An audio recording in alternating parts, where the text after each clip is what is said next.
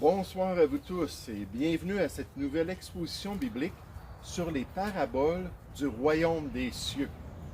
Les paraboles du royaume des cieux, sur cet enseignement privé du Seigneur Jésus, alors qu'il formait ses disciples quant aux réalités invisibles de l'œuvre de son Père céleste, avec l'objectif que ses disciples puissent avoir les yeux ouverts sur ce que Dieu accomplissait parmi les hommes. Et combien de fois on entend ça en ce moment? Il y a des gens qui ont les yeux fermés. Il y a des gens qui ont les yeux ouverts, souvent dans les contextes sociaux, dans les contextes politiques. Mais là, on parle du spirituel dans le contexte de l'œuvre de Dieu parmi les hommes. La première parabole de cette série décrit le rôle de la prédication de l'Évangile.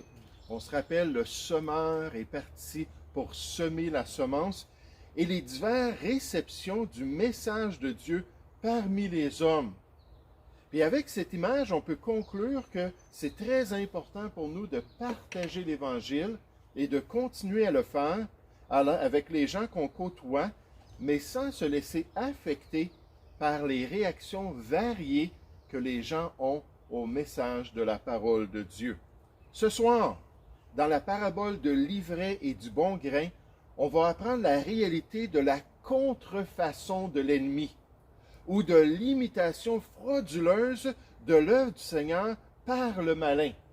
Ces deux paraboles, lorsqu'on les met ensemble, nous présentent le fait qu'il faut que la parole soit semée, qu'on voit que les cœurs des hommes vont la recevoir de différentes manières, et en plus de cela, que l'ennemi va venir confondre le processus en offrant d'autres alternatives à la volonté de Dieu, afin que les hommes croient qu'il y a plusieurs manières de servir le Seigneur, qu'il y a plusieurs religions qui sont valides et efficaces pour notre vie et celle qui va suivre. Donc le malin vient confondre les réalités, confondre les vérités pour que les gens soient mélangés et qu'ils se tournent vers d'autres choses plutôt que vers l'Évangile de Dieu. Je me souviens, lorsqu'on était à l'église de Boucherville, on avait eu un beau dépliant qui parlait de l'Évangile, puis qui parlait aussi de cette parabole-là de l'ivraie et du bon grain. Puis on était à un métro à Longueuil en train de distribuer ça. Puis à un moment donné, il y avait un homme qui semblait pas islamique, mais asiatique, qui a lu le pamphlet devant moi, puis il est venu me voir, puis il dit comme ça, il dit « Je suis de l'ivraie. C'est ça que tu es en train de me dire? » J'ai dit, ben là, c'est pas basé sur mes écrits ou mes pensées, c'est basé sur ce que Dieu révèle. Puis effectivement, c'est ce qu'il dit si on ne suit pas la volonté de Dieu. Si on est dans l'hindouisme, il dit, c'est ça. Il dit, là, tu fais le stéréotype parce que moi, je suis dans l'hindouisme. Ou dans une autre religion païenne, Dieu nous dit qu'on a été séduits et on s'est détourné du plan de Dieu pour notre vie. Il est parti et il n'était pas content parce qu'encore une fois, ce n'est pas tous les cœurs qui sont prêts à accepter le message de Dieu. Donc ce soir, j'aimerais qu'on puisse regarder cela ensemble. Allons voir dans Matthieu chapitre 13, à partir du verset 24. Matthieu chapitre 13 au verset 24. Il leur proposa une autre parabole, c'est Jésus toujours avec les foules et avec ses disciples pour leur donner l'explication. Il leur proposa une autre parabole et il dit, « Le royaume des cieux est semblable à un homme qui a semé une bonne semence dans son champ. Mais pendant que les gens dormaient, son ennemi vint, sema de l'ivraie parmi le blé et s'en alla. Lorsque l'herbe eut poussé et donné du fruit, l'ivraie parut aussi. Les serviteurs du maître de la maison vinrent lui dire, « Seigneur, n'as-tu pas semé une bonne semence dans ton champ? D'où vient donc qu'il y a de l'ivraie? » Puis nécessairement, l'ivraie, ce n'était pas quelque chose qu'on voulait récolter, ça ne faisait pas partie de notre moisson, c'était comme une mauvaise herbe. Donc, d'où vient-il qu'il y ait de l'ivraie? Verset 28. Il leur répondit, c'est un ennemi qui a fait cela. Et les serviteurs lui dirent, veux-tu que nous allions l'arracher? Non, dit-il, de peur qu'en arrachant l'ivraie, vous ne déraciniez en même temps le blé. Laissez croître ensemble l'un et l'autre jusqu'à la moisson. Et à l'époque de la moisson, je dirai au moissonneur, arrachez d'abord l'ivraie et liez-la en germe pour la brûler, mais amassez le blé dans mon grenier. » Et regardez l'explication pour les disciples de Christ au verset 36. Alors il renvoya la foule et entra dans la maison, puis là il va ouvrir là, le sens même de cet enseignement-là et la vérité spirituelle que les disciples devaient saisir. Ses disciples s'approchèrent de lui et dirent, « Explique-nous la parabole de l'ivraie du champ. » Il répondit, « Celui qui sème la bonne semence, c'est le Fils de l'homme, ou Jésus lui-même. Le champ, c'est le monde. La bonne semence, ce sont les fils du royaume. L'ivraie, ce sont les fils du malin. L'ennemi qui l'a semé, c'est le diable. La moisson, c'est la fin du monde. Les moissonneurs, ce sont les anges. Or, comme on arrache l'ivraie et qu'on la jette au feu, il en sera de même à la fin du monde. Le Fils de l'homme enverra ses anges qui arracheront de son royaume tous les scandales et ceux qui commettent l'iniquité, et les jetteront dans la fournaise ardente où il y aura des pleurs et des grincements de dents. Alors les justes resplendiront comme le soleil dans le royaume de leur Père. Que celui qui a des oreilles pour entendre, entende ces vérités-là de la parole de l'ivraie et du bon grain. Remarquons ensemble dans cette parabole ce soir que le Seigneur est à l'œuvre dans ce monde. Le Seigneur est à l'œuvre dans ce monde. Il est le maître de la moisson spirituelle qui affecte les âmes des hommes. Il est celui qui a tant aimé le monde qu'il a envoyé son propre Fils parmi nous, qu'il a accompli par lui, par Jésus, le salut des pécheurs, qu'il a envoyé son Esprit pour convaincre les hommes, et qu'il a confié son évangile, sa bonne nouvelle, à l'Église de Jésus-Christ. Dieu est à l'œuvre pour atteindre les hommes avec la bonne nouvelle de Christ. Regardez au verset 36. Alors il renvoya la foule et entra dans la maison. Ses disciples s'approchèrent de lui et dirent, « Explique-nous la parabole de l'ivraie du champ. » Il répondit, « Celui qui sème la bonne semence, c'est le Fils de l'homme. Le champ, c'est le monde. La bonne semence, ce sont les fils du royaume. L'ivraie, on va y revenir dans un instant, ce sont les fils du malin. » En tant que chrétien, on n'a pas à se casser la tête pour se demander si Dieu veut qu'on évangélise autour de nous. On n'a pas à se demander si c'est bien d'aller faire de la distribution de littérature chrétienne. On n'a pas à laisser passer les opportunités de partager notre foi avec autrui, car Dieu est à l'œuvre et il nous appelle à être à l'œuvre avec lui, à faire partie de la solution dans cette grande moisson-là qui va se manifester à la fin du monde. Il faut garder ça dans l'arrière de notre pensée. Il faut être convaincu que Dieu désire qu'on répande cette semence-là et qu'il puisse travailler pour avoir ce beau fruit spirituel-là avec les fils du royaume qui vont paraître. Mais avec cette pensée dans l'arrière de notre esprit, j'aimerais qu'on réalise de même que le malin aussi est à l'œuvre. Le malin aussi est à l'œuvre. Maintenant, moi, j'ai jamais vu le malin. J'ai jamais vu des démons. Hein, des fois, il y a des gens qui disent ça, là, ils ont des apparitions, puis ainsi de suite. J'ai jamais... je dois être honnête, par contre, dans l'occultisme, j'ai eu quelques expériences qui m'ont donné l'impression que j'ai rencontré des êtres maléfiques, mais disons en tant que chrétien. J'ai jamais eu d'expérience comme ça, mais Dieu ouvre le monde spirituel, puis là, il ouvre la réalité invisible de ce qui se passe autour de nous. Il nous dit que lui, il est à l'œuvre, mais que le malin aussi est à l'œuvre. On n'a pas à lutter, Éphésiens 6,12, contre la chair et le sang, contre l'être humain, mais on a à lutter contre ces ennemis-là de l'œuvre de Dieu, et de cette grande moisson des hommes. L'ennemi cherche à détourner les hommes de l'œuvre que Dieu va accomplir parmi eux. Il cherche à présenter une contrefaçon, une imitation, une fausse religion pour séduire les hommes afin qu'ils se détournent de la vérité de Dieu, afin qu'ils rejettent le seul moyen pour aller au ciel. Il n'y a de salut, la Bible nous dit, en n'aucun autre qu'en Jésus-Christ. Acte 4 au verset 12. Afin que les hommes foulent aux pieds le merveilleux salut qu'il a pourvu par sa grâce. La Bible affirme que le Dieu de ce siècle, l'esprit qui agit dans le siècle présent, le malin lui-même qui agit dans les cœurs des fils de la rébellion, le Dieu de ce siècle, a aveuglé leur intelligence en parlant des incrédules, en parlant de ceux qui se détournent de Dieu, afin qu'ils ne voient pas briller la splendeur de l'Évangile de la gloire de Christ, qui est l'image de Dieu. 2 Corinthiens 4 au verset 4. Il vient fermer leurs yeux. Il vient, comme on a vu les oiseaux dans la parabole du semeur, il vient enlever la semence lorsqu'ils n'ont pas le cœur bien disposé, lorsqu'ils ne sont pas ouverts au message de Dieu, pour enlever ces vérités-là de leur cœur, pour ne pas qu'ils réfléchissent à ces vérités-là et qu'ils ne soient sauvés. Et regardez comment Jésus présente ce dessein de l'ennemi qui veut tromper l'être humain. Au verset 36.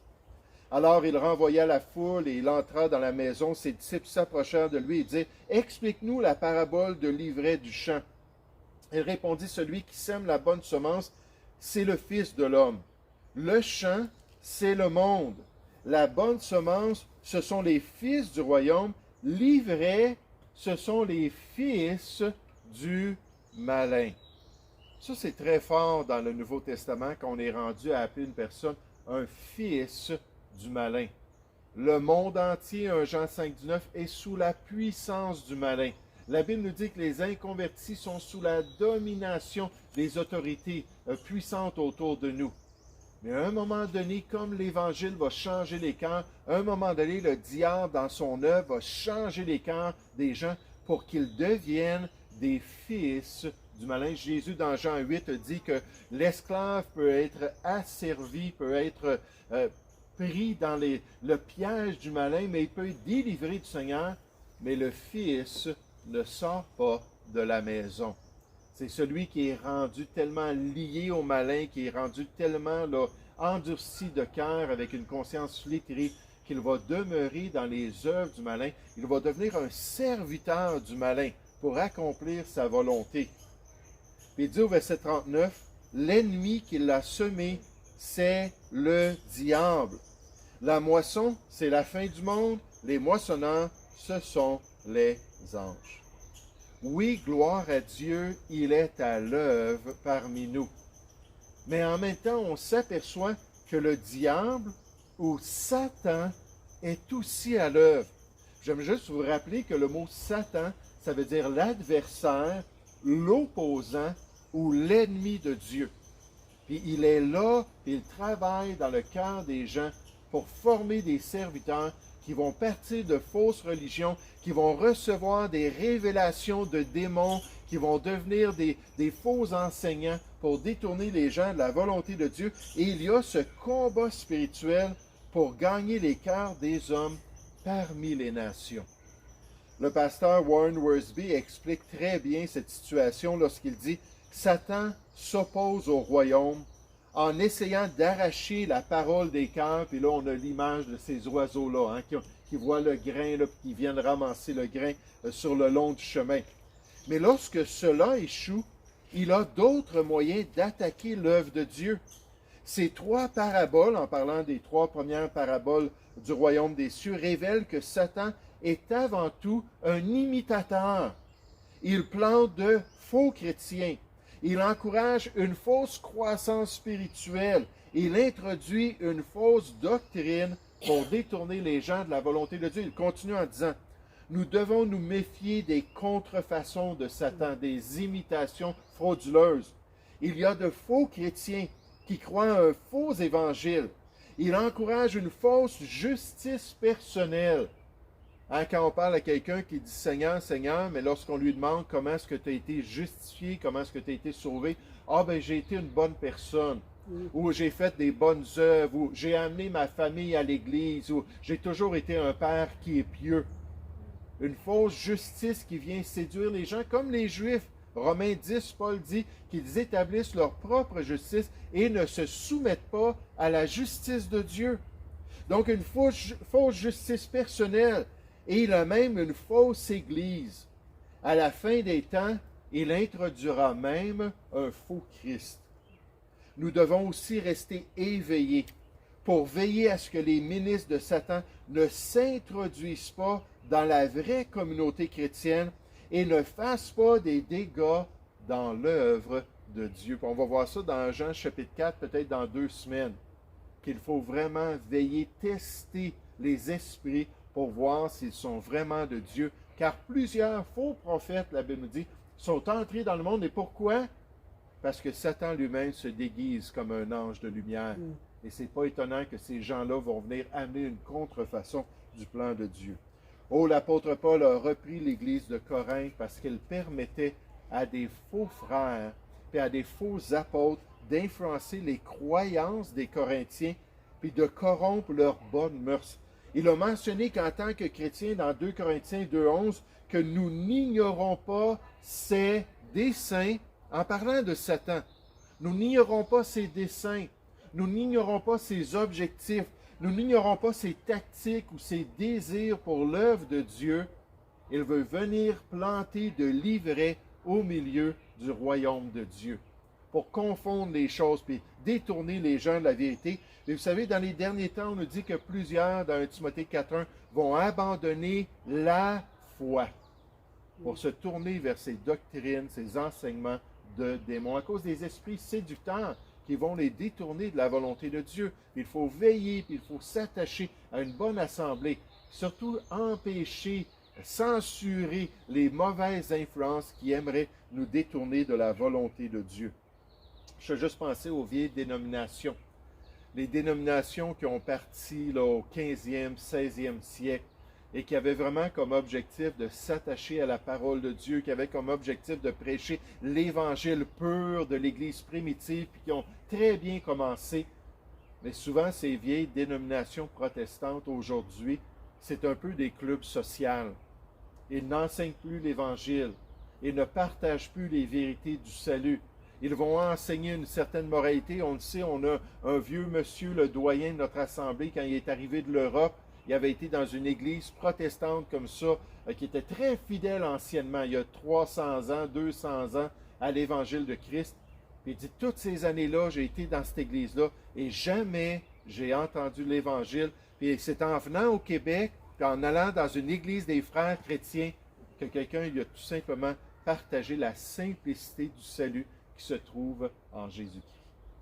Ces vieilles dénominations-là qui portent toujours le nom de leur fondateur ou le nom de chrétien sont totalement déroutées à cause qu'ils ont permis à ces influences-là de rentrer. J'aimerais qu'on puisse considérer un enjeu important qui résulte de ces deux influences. L'œuvre de Dieu dans le cœur des gens, la bonne semence avec les fils du royaume, puis l'œuvre du malin dans le cœur des gens avec l'ivraie ou les fils du malin. Et là, toute cette influence-là dans le monde religieux qui nous entoure pour essayer d'affecter notre éternité. C'est le sort éternel des perdus qui en est affecté. Le sort éternel, le destin éternel des pécheurs. L'endroit où ils vont passer l'éternité en dépend. La félicité ou la perdition qui va en résulter à cause de ces influences spirituelles. C'est pour ça que je vous dis que c'est tellement stratégique ces paraboles-là. Hein, on voit l'importance de semer le message sans le falsifier, puis d'être fidèle, peu importe la réaction des gens autour de nous. Puis là, on comprend que dans le monde invisible autour de nous, il y a tout ce combat spirituel-là pour amener des gens à se conformer soit à la volonté de Dieu ou au dessein du malin, pour qu'ils détournent les gens de la volonté de Dieu. Puis nécessairement, la question du salut est centrale dans cette œuvre-là, alors qu'ils cherchent à détourner, ou les fils du royaume, à confirmer le témoignage que Dieu a rendu à son Fils, que la vie éternelle se trouve en Jésus. 1 Jean 5,12, celui qui a le Fils a la vie. Verset 13, je vous ai écrit ces choses afin que vous sachiez que vous avez la vie éternelle, vous qui croyez au nom du Fils de Dieu. Et c'est ça qui est merveilleux. Le chrétien a ce témoignage en lui-même et en tant que fils du royaume peut aller influencer les gens avec le témoignage de la parole de Dieu. Regardez au verset 36. Alors il renvoya la foule et entra dans la maison. Ses disciples s'approchèrent de lui et dirent, « Explique-nous la parabole de l'ivraie du champ. » Et comme je suis tellement ravi que les disciples voulaient comprendre la volonté de Dieu. Ils voulaient saisir le plan de Dieu et les agissements du Seigneur. « Explique-nous. » Et répondit, « Celui qui sème la bonne semence, c'est le Fils de l'homme. Le champ, c'est le monde, c'est ici que ça se passe. La bonne semence, ce sont les fils du royaume. L'ivraie, ce sont les fils du malin. L'ennemi qui l'a semé, c'est le diable. La moisson, c'est la fin du monde. Les moissonneurs, ce sont les anges. » Or, comme on arrache l'ivraie, on revient à l'image de l'agriculture, n'est-ce pas? C'est le temps de faire la moisson, puis on s'aperçoit qu'il y a plein de mauvaises herbes au milieu de notre champ. Puis là, on s'en va, puis on arrache toute la mauvaise herbe. Mais ici, on nous dit, or, comme on arrache l'ivraie et qu'on la jette au feu, nécessairement, ça ne sert à rien, on va juste la brûler. Il en sera de même à la fin du monde. Le Fils de l'homme enverra ses anges, qui arracheront de son royaume. Parce que c'est des gens peut-être qui vont dire, « Seigneur, Seigneur, n'est-ce pas, n'avons-nous pas fait telle et telle chose pour toi? Chasser des démons, prêcher ton évangile, puis faire toutes sortes de miracles en ton nom. » Puis c'est des gens qui n'ont jamais connu le Seigneur. C'est des contrefaçons, des fils du malin qui sont dans son royaume, qui font partie des influences peut-être dans l'Église de Jésus-Christ, dans le monde qui nous entoure, et qui arracheront de son royaume tous les scandales et ceux qui commettent l'iniquité. C'est l'expression que Jésus dit quand il leur dit, « Vous ne m'avez jamais connu, vous qui commettez l'iniquité, éloignez-vous de moi. » Et là, ils sont envoyés dans cet endroit de perdition. Et ils les jetteront dans la fournaise ardente, où il y aura des pleurs et des grincements de dents, donc de la conscience pour l'éternité loin de Dieu. Alors, les justes resplendiront comme le soleil dans le royaume de leur Père. Que celui qui a des oreilles pour entendre, entende. Et là, on voit la sublime importance de cet enseignement de Christ. Puis je suis certain que Pierre, puis Jacques, puis Jean, puis toutes ces personnes-là, pendant leur ministère, se rappelaient, hey, c'est ça que Jésus nous avait révélé. C'est comme ça qu'il avait déchiré le voile de l'éternité, qu'il nous avait montré le monde spirituel, puis les agissements spirituels de son Père céleste et de l'ennemi de Dieu. C'est ce qui se passe auprès de nous alors que les gens réagissent à l'Évangile, alors que les gens se détournent de Dieu, alors que les persécutions, ces 10 grandes périodes de persécution, est en train de s'activer. Parce que les principautés, les démons sont derrière les autorités du monde, la Bible nous dit, pour les exciter à persécuter l'Église de Jésus-Christ et à se tourner contre l'œuvre de Dieu, empêcher les chrétiens de prêcher l'Évangile. Puis comment c'est important pour l'Église de continuer dans la pureté de l'Évangile, dans cette grande mission d'aller prêcher la bonne nouvelle à toutes les nations. Comment ces paraboles ouvrent nos yeux sur l'éternité et sur le destin des gens qu'on côtoie tout autour de nous. Parce que si on regarde par la vue et non pas par la foi, souvent c'est des belles familles, ce sont des belles familles, n'est-ce pas? Souvent, c'est des beaux couples, ce sont de beaux couples avec des enfants, puis ils ont un bon travail, puis ils sont confortables. On sait qu'en ce moment, il y a différentes choses qui se passent qui est en train d'affecter un peu ce confort-là, et ça va peut-être s'empirer à l'avenir. Mais pour la plupart, on regarde ça, puis ils sont très bien, les gens de ce monde. Non, non, Dieu nous ouvre la réalité des influences spirituelles qui essaient de les affecter, soit à obéir à l'Évangile, parce que l'Évangile c'est un commandement, ou à désobéir à la volonté de Dieu et à suivre une contrefaçon qui va les amener dans la perdition. La moisson, c'est la fin du monde, c'est-à-dire la période de la seconde venue du Christ et de la séparation judiciaire des justes d'avec les méchants. Jusqu'à ce moment-là, aucune tentative ne doit être faite pour effectuer une séparation. C'est-à-dire dans le monde, là on ne parle pas de l'Église, mais on parle dans le monde. Ah, c'est jamais le plan de Dieu, c'était pas le plan de Dieu, l'Inquisition. C'est pas le plan de Dieu, la persécution des fausses religions et toutes sortes de méthodes humaines, les armes de la chair pour empêcher ces gens-là de croire ce qu'ils veulent croire puis de pratiquer ce qu'ils veulent pratiquer. C'est pour ça que c'est merveilleux la liberté religieuse qu'on a en ce moment en Occident. Parce que si les gens veulent être dans l'erreur, c'est entre eux et Dieu. Puis un jour, ils vont rendre compte devant Dieu. Puis nous, on ne doit pas affecter cela. Mais il ne faut pas de même aller jusqu'à justifier le maintien de la communion de l'Église avec des personnes ouvertement scandaleuses par leur style de vie, par exemple, par leur conduite.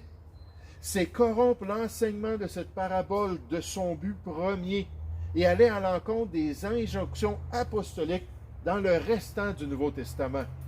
Alors que certains vont dire, mais là, Jésus a dit, allez pas déraciner l'ivraie, laissez-le pousser. Donc, s'il y a des faux frères, s'il y a de fausses influences dans l'Église, ne faisons rien parce qu'on s'élève contre Dieu. Non, non, non. Le champ, c'est le monde et l'Église, c'est quelque chose d'autre. Puis Dieu dit de faire taire ceux qui enseignent de fausses choses. Puis de même, là, avertir, Tite chapitre 2, au verset 3, au verset 10, après un ou deux avertissements, celui qui vient avec ses fausses doctrines, puis qui fait des scandales, puis qui produit des divisions dans l'Église, il faut leur demander tout simplement de quitter. Parce que Dieu veut qu'on protège la saine doctrine et on protège l'Église de Jésus-Christ. Souvenons-nous que le Seigneur est à l'œuvre. Souvenons-nous de même que le malin, le diable, Satan, lui aussi, est à l'œuvre. Et gardons à l'esprit cette destinée-là, cet enjeu-là éternel de ce destin des gens qui vont être influencés par une ou deux de ces influences-là. Soit la bonne influence ou soit la mauvaise influence qui va les détourner de la volonté de Dieu. Nous allons prier ensemble.